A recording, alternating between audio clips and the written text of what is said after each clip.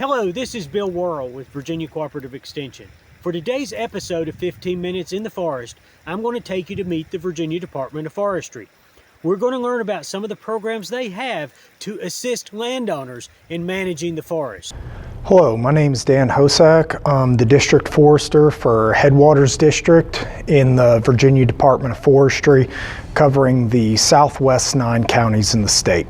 We're a state agency. We are kind of a landowner's go-to for anything regarding forest management on their property. There are many things that the Virginia Department of Forestry can help landowners with. Just to give you a basic rundown of some of the services we offer, we have free site visits where a forester can come out and kind of take a look at the trees, talk with you about what he sees, everything from the, like I said, the trees to what's regenerating in the understory, to open lands, to maybe seeing signs of what an open land might become in the future with some management, no management, or highly managed. So they can come out there and talk with you just kind of very briefly, very informally.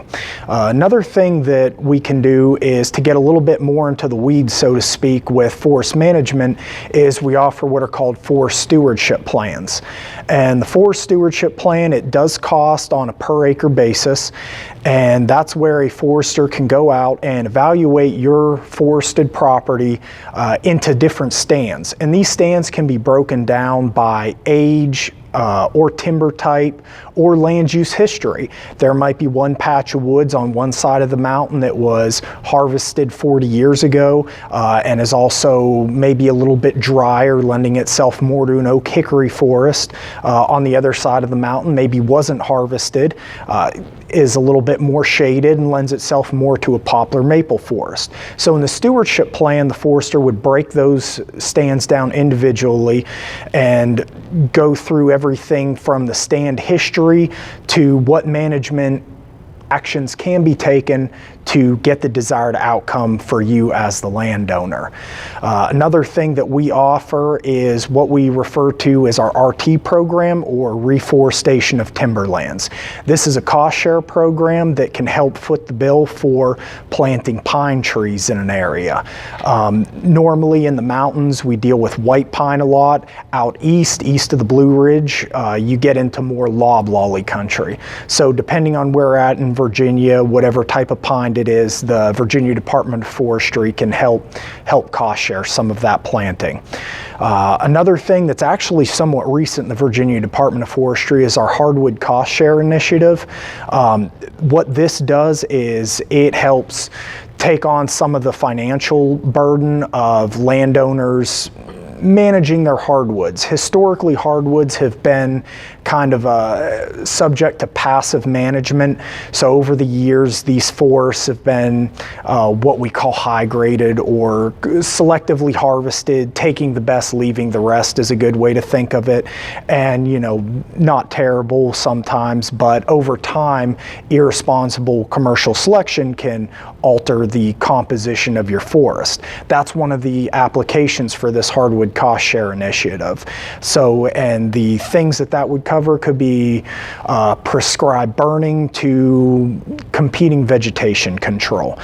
We also have a hardwood management tax credit, which is similar, but with the tax credit, the money comes more on the back end of the project instead of, you know, cost sharing the actual management while it's happening.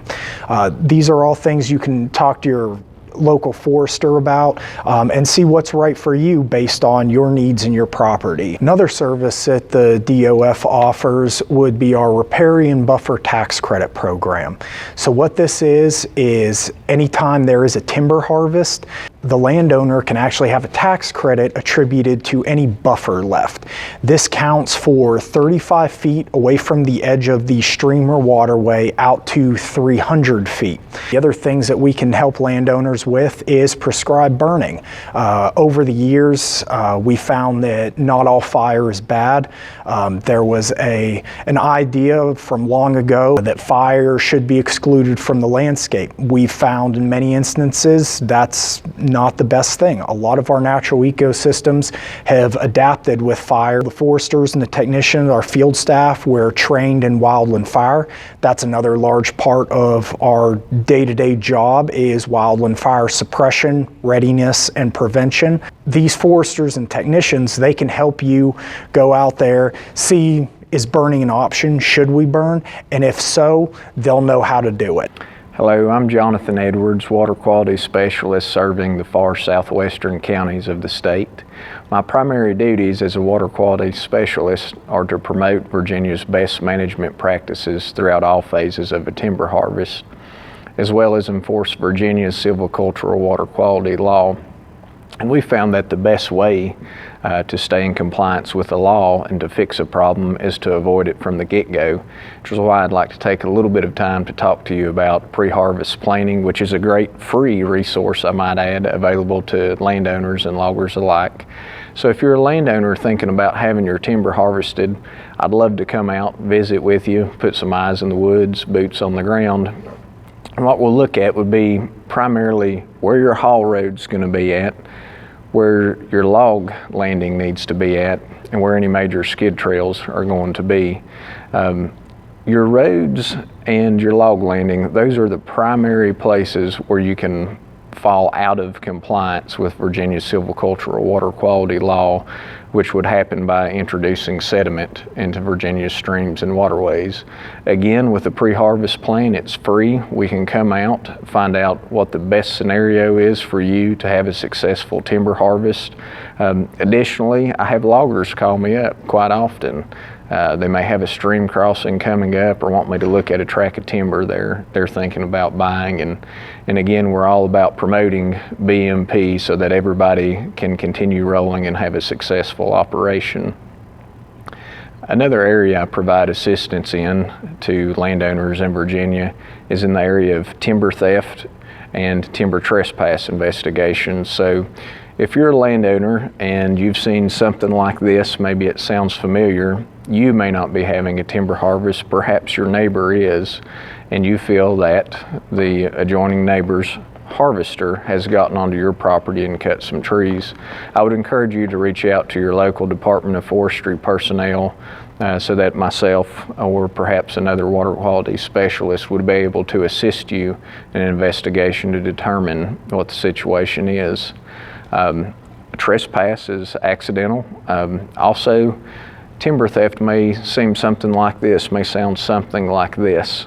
Might be a similar situation to the one I previously stated, with the difference being that your lines have been surveyed and are very well marked, flagged, posted, and it would appear that the logger has cut across those lines and ignored them. You may have a very strong case for timber theft, in which case, again, I would encourage you to reach out to your local DOF personnel for an investigation and assistance. An area that is probably not as well known for timber theft would be a situation like this. You may actually have an active timber harvest on your property. You may even have a timber sale contract. And in the terms and conditions of that timber sale contract, payment was not made as within the time frame outlined of the contract. In that situation, we would also encourage you to reach out to us for assistance in an investigation.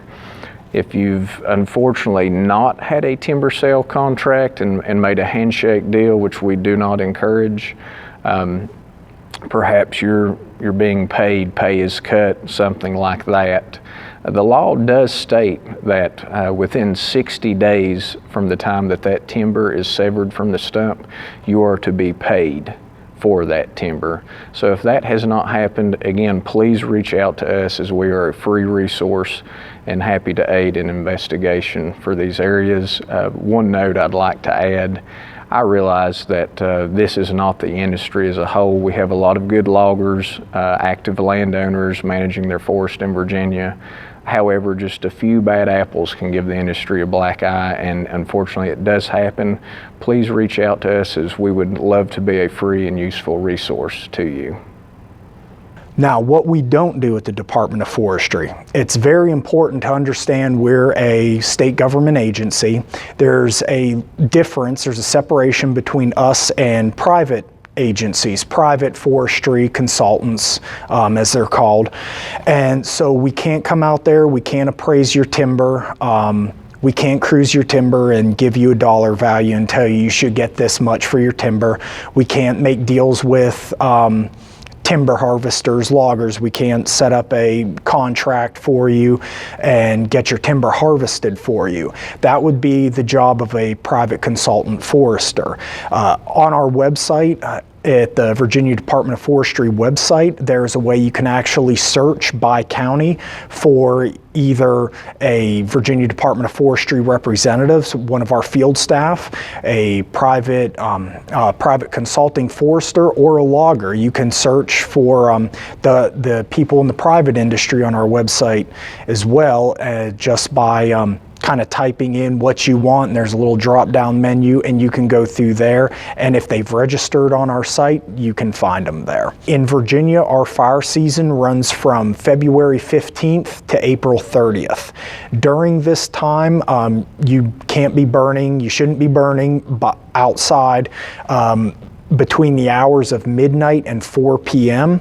So all through the morning, the middle part of the day into the early part of the afternoon, you shouldn't be burning outside. We do have the authority to issue summons over violations of the 4 p.m. law. So this is something to think about. If you got a brush pile or something like that, you know, maybe think about lighting it after 4, or better yet, just waiting till after fire season, when the fire danger, for the most part, is mitigated 24 hours a day. Once we get into the summertime, most places are usually very green, a lot of moisture is in the vegetation, and a much, much lower chance of that fire escaping and getting away from you. We have another fire season in the fall of the year. It runs from October 15th through November 30th. While there isn't a law that prevents you from burning before 4 p.m. or any time in particular, we strongly encourage you to take a look at the conditions and really think about, should I be burning today? Look at the weather. Don't light a brush pile or something, you know, early on in the day. It might be calm without looking at the weather. All too often we go to fires that were started, somebody started burning something perfectly contained. You know, early in the day, the wind might have been calm, the temperature might have been lower, the humidity might have been high, and how many times have we seen winds come in later in the day, for example? Humidity drops, the temperature goes up. All these things play into factor, and it makes a big difference when a spark jumps out of a fire area, a burn pile. When a spark jumps, there's a big difference in the conditions that will make that spark either go out as soon as it hits the leaves or grass, or if it'll start a wildfire. I want to thank you for joining me today for my episode of 15 Minutes in the Forest. I want to thank the Virginia Department of Forestry, Dan Hosack and Jonathan Edwards, for meeting with us and sharing with us what they can do to help you manage your land. I also want to encourage you to tune in again in 2 weeks for another episode of 15 Minutes in the Forest, and please be sure to check out our YouTube channel, where you can watch past episodes that you may have missed.